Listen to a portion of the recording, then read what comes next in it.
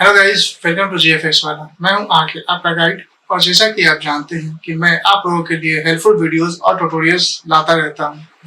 पिछले वीडियो में मैंने आपको बताया था कि कैसे wordpress.com जो कि एक सेल्फ होस्टेड सर्विस है, उस पे ब्लॉग कैसे बनाया जाए, वो भी बिना कोई पैसे दिए हुए, यानी कि totally free of cost.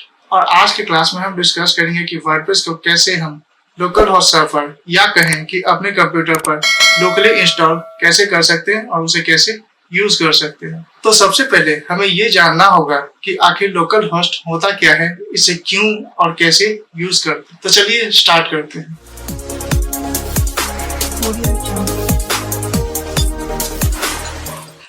Welcome back.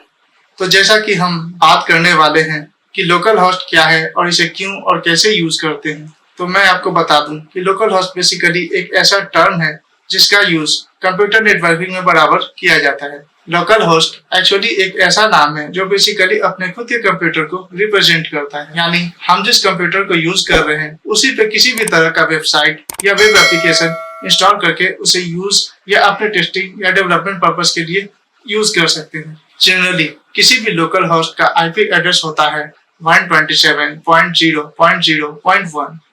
चूंकि कोई भी वेबसाइट एक सर्वर पे इंस्टॉल होता है, तो जब हम उस डोमेन को कॉल करते हैं तो वो इंटरनली उस सर्वर के स्पेसिफिक आईपी एड्रेस को कॉल करता है, या कहें कि उस डोमेन से रिलेटेड जो भी फाइल जिस सर्वर पे अपलोड है उस सर्वर के एड्रेस से हमारे ब्राउजर को कनेक्ट करता है।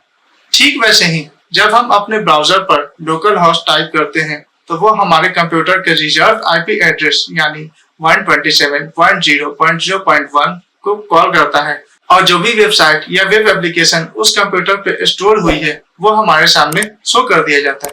अब जानते हैं कि लोकल होस्ट का इस्तेमाल क्यों किया जाता है। टेक्निकली मैंने इसके बारे में पहले भी बताया कि लोकल होस्ट का इस्तेमाल किसी भी वेबसाइट या ऑनलाइन सॉफ्टवेयर को टेस्टिंग या डेवलपमेंट पर्पस के लिए यूज किया जाता है। जस्ट सपोज दैट हम अपने वेबसाइट को लॉन्च करने से पहले उसको फुली डेवलप करना चाहते हैं, तो जब तक हमारा वेबसाइट फुली कंप्लीट नहीं हो जाता उसे हम इंटरनेट पर कैसे लॉन्च कर सकते हैं। तो इस प्रॉब्लम को सॉल्व करने के लिए हम सबसे पहले अपने वेबसाइट को लोकल होस्ट सर्वर पे इंस्टॉल करते हैं, और जब हम फुली सेटिस्फाई हो जाते हैं कि हमारा वेबसाइट या वेब एप्लीकेशन फुली कंप्लीट हो चुका है, तब हम इसे वेब सर्वर पे अपलोड कर देते हैं। अब हम बातें करेंगे कि लोकल होस्ट को कैसे हम अपने कंप्यूटर पे इंस्टॉल और एक्टिवेट कर सकते हैं। बेसिकली मैं ये आपको बता दूं कि लोकल होस्ट अपने कंप्यूटर पर यूज करने के लिए हमें सबसे पहले अपने सिस्टम पर इसे इंस्टॉल करना होगा, क्योंकि बिना इंस्टॉल किए हुए ये हमारे सिस्टम पे काम नहीं करने वाला है। सिंपली अगर आप अपने ब्राउजर पे लोकल होस्ट टाइप करते हैं तो आपको ये इस तरह का इशू शो करेगा। दिस मीन्स कि अभी तक आपने कंप्यूटर पे लोकल होस्ट को इंस्टॉल नहीं किया है। लोकल होस्ट को अपने कंप्यूटर पे इंस्टॉल करने के लिए आपको अपने ऑपरेटिंग सिस्टम के हिसाब से एक लोकल होस्ट सॉफ्टवेयर का सिलेक्शन करना होगा और उसे सबसे पहले इंस्टॉल करना होगा। जैसे कि अगर हम विंडोज या लिनक्स ऑपरेटिंग सिस्टम का यूज कर रहे हैं तो आपको XAMPP या WAMP सर्वर को अपने सिस्टम पे पहले इंस्टॉल करना होगा। XAMPP या WAMP popular web server mechanism है जिसको इंस्टॉल करने के बाद आप अपने सिस्टम पे एक डमी वेब सर्वर इंस्टॉल कर लेते हैं और जैसा हम चाहें अपने जरूरत के अनुसार उसको यूज कर सकते हैं। XAMPP या WAMP वेब सर्वर जब हम अपने सिस्टम पे इंस्टॉल करते हैं तो इसके साथ कई सारे मॉड्यूल्स जैसे कि Apache, MySQL, FileZilla, Mercury, Tomcat हमारे सिस्टम पे इंस्टॉल हो जाता है। अब हमें जिस भी मॉड्यूल्स का यूज करना है उस सर्विस को हम XAMPP या WAMP के कंट्रोल पैनल में स्टार्ट कर देते हैं और यूज कर लेते हैं। तो चलिए अब हम जानते हैं कि अपने सिस्टम पे XAMPP या WAMP इंस्टॉल कैसे करें। XAMPP या WAMP वेब सर्वर एप्लीकेशन को अपने सिस्टम पे सबसे पहले इंस्टॉल करने के लिए उसे हमें डाउनलोड करना होगा। तो उसके लिए सिंपली हम अपने ब्राउजर को ओपन करते हैं और ओपन करने के बाद उस पर हम टाइप करते हैं डाउनलोड XAMPP फॉर विंडोज, या अगर हम लिनक्स ऑपरेटिंग सिस्टम यूज कर रहे हैं तो download XAMPP for Linux type करना होगा। अब हमारे सामने कई सारे ऑप्शंस आ जाएंगे जहां से हम XAMPP को डाउनलोड कर लेंगे। In the same way WAMP server को भी हम डाउनलोड कर सकते हैं और डाउनलोड करने के बाद हम अपने सिस्टम पे इंस्टॉल कर देंगे। आप इन दोनों सॉफ्टवेयर में से किसी भी एक सॉफ्टवेयर का यूज कर सकते हैं। दोनों ही आपको वर्डप्रेस इंस्टॉल करने और यूज करने के ऑप्शंस देते हैं।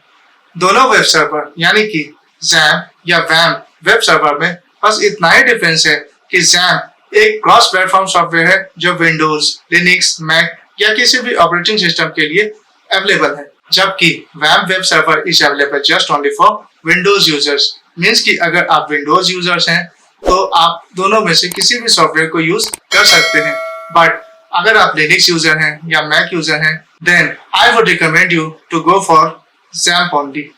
सो आई थिंक अब तक आपने चूज कर लिया होगा कि आपको कौन सा लोकल वेब सर्वर सॉफ्टवेयर अपने सिस्टम पे इंस्टॉल करना है।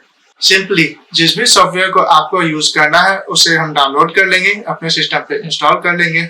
अगर किसी भी तरह का कोई प्रॉब्लम आता है तो इस वीडियो के कमेंट सेक्शन में पूछ सकते हैं, and I will tell you how to resolve the issue. Now I think आपने XAMPP या वेब में से किसी भी एक सॉफ्टवेयर को अपने सिस्टम पे इंस्टॉल कर लिया होगा। आज के लिए बस इतना ही। नेक्स्ट क्लास में मैं आपको बताऊंगा कि कैसे वर्डप्रेस को XAMPP या वेब पे इंस्टॉल करना है और कैसे उसे यूज करना है। इन केस आपका कोई इशू या डाउट है तो feel free to ask your questions in the comment section of this video, and I will try to sort out your issues at the earliest. अगर आपको ये वीडियो अच्छा लगा हो तो इस चैनल को प्लीज सब्सक्राइब कर लें ताकि हमारे नेक्स्ट वीडियो की नोटिफिकेशंस आपको आसानी से मिल सके। और हाँ, अपने फ्रेंड्स को भी ये वीडियो शेयर जरूर करें ताकि वो भी कुछ नया सीख सकें। मिलते हैं अब अगले क्लास में, तब तक के लिए have a good day, take care and stay awesome, grow, focus and get excellence.